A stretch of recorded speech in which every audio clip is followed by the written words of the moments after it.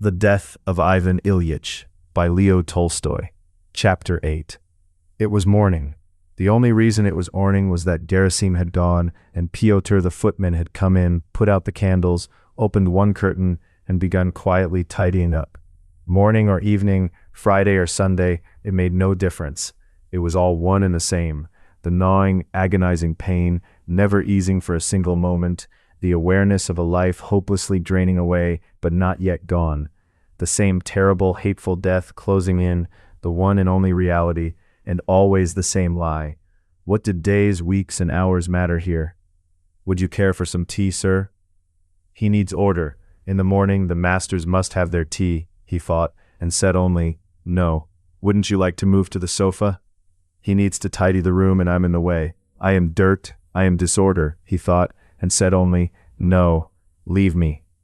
The footman puttered about a while longer. Ivan Ilyich stretched out his hand. Pyotr came over, ready to help.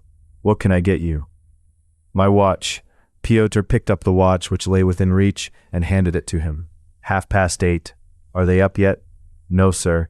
Vasily Ivanovitch, that was the son, has gone to school, and Praskovia Fyodorovna gave orders to wake her if you asked." "Shall I?" "No. Maybe I should try some tea," he thought. "Yes, tea. Bring me some." Pyotr headed for the door. Ivan Ilyich was suddenly afraid to be left alone. "How can I keep him here?" "Yes, the medicine." "Pyotr, hand me my medicine." "Why not? Maybe the medicine can still do some good." He took a spoonful and swallowed it. "No, it won't help. It's all nonsense, all a fraud," he decided, the moment he felt that familiar, sickly, hopeless taste. "No, I can't believe in it anymore. But the pain, if it would only let up for a minute." And he moaned. Pyotr turned back. "No, go on, bring the tea." Pyotr went out. Left alone, Ivan Ilyich moaned, not so much from the pain, terrible as it was, as from sheer misery. The same thing, always the same thing, all these endless days and nights. If only it would come quicker. If only what would come quicker? Death. Darkness. No, anything is better than death. When Pyotr came in with the tea on a tray, Ivan Ilyich stared at him for a long time in confusion, not grasping who he was or what he was. Pyotr grew uneasy under that stare, and when Pyotr grew uneasy, Ivan Ilyich came back to himself. "Yes," he said, "tea, good. Put it down, just help me wash, and a clean shirt." And Ivan Ilyich began to wash. Pausing to rest, he washed his hands, then his face, cleaned his teeth, began combing his hair, and looked in the mirror. It frightened him. What frightened him most was the way his hair lay flat and limp against his pale forehead. While his shirt was being changed, he knew it would be even more frightening to look at his own body, so he didn't look. Then it was all done. He put on his dressing gown, pulled a blanket over himself, and sat down in the armchair for his tea. For 1 minute he felt refreshed, but as soon as he began to drink, there it was again. The same taste, the same pain. He forced himself to finish, then lay down, stretching out his legs. He lay down, and he let Pyotr go. Always the same. A drop of hope glimmers, then a sea of despair breaks loose, and always the pain, always the pain, always the misery, always one and the same thing. Alone, it's unbearably bleak. He wants to call for someone, but he knows in advance that with others in the room it's even worse. Morphine again, to slip away. I'll tell him, the doctor, that he has to think of something else. It's impossible to go on like this. An hour passes this way, then 2. Then a ring at the front door. Maybe it's the doctor. It is. In he comes, fresh, hearty, plump, and cheerful, wearing that expression that says, "Now you've given yourselves a scare over something, but we'll have it all put right in no time." The doctor knows the expression is out of place here, but he put it on once and for all, and can't take it off, like a man who put on his tailcoat in the morning and is out making calls. The doctor rubs his hands briskly, reassuringly. "I'm frozen, a good hard frost out there. Let me warm up," he says in a tone implying, "You only have to wait a little while." He warms up, and once he's warm, he'll fix everything. "Well now, how are we?" Ivan Ilyich senses that the doctor wants to say, "How's business?" but that even he feels it won't do. So he says, "How was your night?" Ivan Ilyich looks at the doctor with a question in his eyes. "Won't you ever be ashamed of lying?" But the doctor has no wish to understand the question. And Ivan Ilyich says, "Terrible, same as always. The pain doesn't pass, doesn't give in, If there were only something. Yes, you patients are all like that. Well now, I do believe I've warmed up. Even Praskovia Fyodorovna, exacting as she is, could find no fault with my temperature. Well then, good morning. And the doctor shakes his hand. And dropping all his earlier playfulness, the doctor begins to examine the patient with a serious face. Pulse, temperature, and then the tapping and the listening. Ivan Ilyich knows firmly, beyond any doubt, that all of this is nonsense and empty fraud. But when the doctor gets down on his knees, stretches over him, pressing his ear now higher, now lower, and performs various gymnastic maneuvers over him, with a face of the deepest significance, Ivan Ilyich gives in to it, just as he used to give in to the speeches of lawyers, even though he knew perfectly well that they were lying, and why they were lying. The doctor, kneeling on the sofa, is still tapping away when Praskovia Fyodorovna's silk dress rustles in the doorway, and she is heard scolding Pyotr for not telling her the doctor had arrived. She comes in, kisses her husband, and immediately sets about proving that she has been up for a long time, and only through a misunderstanding wasn't there when the doctor came. Ivan Ilyich looks at her, takes her in from head to foot, and holds it all against her. The whiteness, the plumpness, the cleanness of her hands and neck, the gloss of her hair, the sparkle of her eyes, so full of life. He hates her with all the strength of his soul, and her touch makes him suffer from the rush of hatred it sets off. Her attitude toward him and his illness is still the same. Just as the doctor had worked out an attitude toward his patients that he could no longer take off, so she had worked out one toward him, that he wasn't doing something he was supposed to do, that it was his own fault, and that she lovingly reproached him for it, and she could no longer take that attitude off. You see, he doesn't listen, he doesn't take his medicine on time, and worst of all, he lies in a position that must be bad for him, with his legs up. And she told how he made Gerasim hold his legs. The doctor smiled, with contempt and affection at once. What can you do? These patients dream up such foolishness sometimes, but we can forgive them. When the examination was over, the doctor looked at his watch, and then Praskovia Fyodorovna announced to Ivan Ilyich that whether he liked it or not, she had called in a celebrated doctor for today, and he and Mikhail Danilovich, that was the name of their usual doctor, would examine him together and talk it over.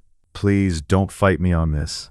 I'm doing it for my own sake, she said with irony, letting him feel that she did everything for his sake, that this alone left him no right to refuse her. He said nothing and frowned. He felt that the lie surrounding him had grown so tangled that it was hard to make anything out anymore. Everything she did for him, she did only for herself. And she told him she was doing for herself what she was in fact doing for herself, as if that were so unbelievable that he was bound to understand the opposite. Sure enough, at 11:30, the celebrated doctor arrived. Once more the listening began, and the weighty conversations, in front of him and in the next room, about the kidney, about the appendix, questions and answers delivered with such an air of significance that once again, in place of the real question of life and death, the only question that stood before him now, up came the question of the kidney and the appendix, which were doing something not quite as they should, and which Mikhail Danilovich and the celebrity were about to pounce on and force to behave.